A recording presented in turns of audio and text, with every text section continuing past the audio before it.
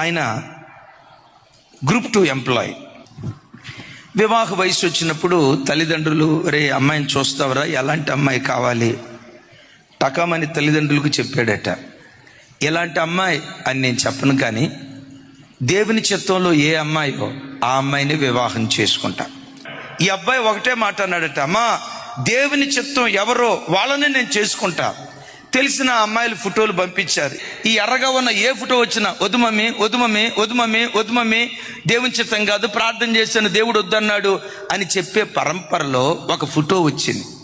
ఆ ఫోటో ఎట్టుందో తెలుసా? అమ్మాయి నల్లగా ఉంది, నల్లగా ఉంది.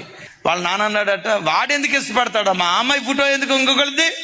లేదు నాన్న, ముందు నేను దేవుని సన్నిధిలో కనుక్కుంటా, పంపించండి ఆ ఫోటో. తీసుకున్నాడట. జస్ట్ పీజీ పాస్ అయింది, ఉద్యోగం లేదు, ఏమి లేదు, మిడిల్ క్లాస్ ఫ్యామిలీ.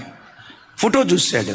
మమ్మీ నేను ప్రార్థన చేస్తా, ఒకవేళ దైవ చిత్తం అయితే ఆయన చిత్తం ఏదో అదే జరుగునుగాక, అవునని కానీ కాదని కానీ చెప్పజాలం, ఆయన చిత్తం జరుగునుగాక అని ఆ ఫోటో తీసుకొని ప్రార్థన గదిలోకి వెళ్ళాడట. దేవా, ఈ అమ్మాయి విషయంలో నీ చిత్తం ఏంటి, చేసుకోమంటారా, ముందుకెళ్ళమంటారా, ఇదిగో ఏంటి నా పరిస్థితి, చేసుకోమంటారా వద్దా?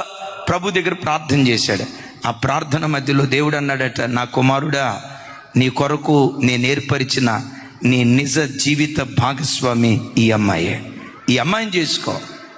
ఆ ఫోటో తీసుకొని, మమ్మీ ఈ అమ్మాయిని నేను పెళ్లి డాడీ డాడీ ఈ అమ్మాయిని నేను పెళ్లి చేసుకోబోతున్నాను అని అంటే, ఆ తోబుట్టువులు తండ్రి, ఒరే కాన్షియస్లో ఉండే మాట్లాడుతున్నావా, నువ్వు ఎర్రగా ఉన్నావురా, 6 అడుగులు ఎత్తు, అందగాడివిరా, నీకు సోడక ఈ రంగెట్టా నచ్చిందిరా. నన్ను దైవ చిత్తం ఇది, నా స్వచిత్తం సిలువ వేసి దేవుని చిత్తానికి నన్ను అప్పగించుకుంటున్నా అని నల్లగా ఉన్న అమ్మాయిని ఎర్రగా ఉన్న అబ్బాయి పెళ్లి చేసుకున్నాడు. ఆ సంగతి మీకు ఎట్లా తెలుసు అన్నంటే, వాళ్ళిద్దరికి ట్విన్స్ పుట్టారు. వాళ్ళ బర్త్డే కార్యక్రమానికి వెళ్ళారు. ఆ తమ్ముడు సాక్ష్యం చెప్తాడు, నేను పెళ్లి చేసుకోక మునుపు నా భార్యకు ఉద్యోగం లేదు, నేను పెళ్లి చేసుకున్న తర్వాత నా భార్య గవర్నమెంట్ ఉద్యోగానికి ఎగ్జామ్ రాసింది. దేవుని మహా గొప్ప కృపను బట్టి గజిటెడ్ ఆఫీసర్గా నా భార్యకు దేవుడు బ్యాంకులో ఉద్యోగం ఇచ్చాడు. వాళ్ళ పిల్లలు 2 ఉన్నారు, కవల్లో ఎట్లున్నారో తెలుసా, దొండపండు ఉన్నట్టున్నారు. ఏమన్నాడు తెలుసా, ఈరోజు నేను ఇలా ఆశీర్వదించబడటానికి. ప్రతి యవనస్తుడికి వివాహ వయసులో, వివాహ జీవితంలో కొన్ని కలలు ఉంటాయి. నా స్వచిత్తం సిలువ వేసి దేవుని చిత్తాన్ని నెరవేర్చాను గనుక నా బ్రతుకును ఒక అద్భుతంగా దేవుడు నిలవబెట్టాడు.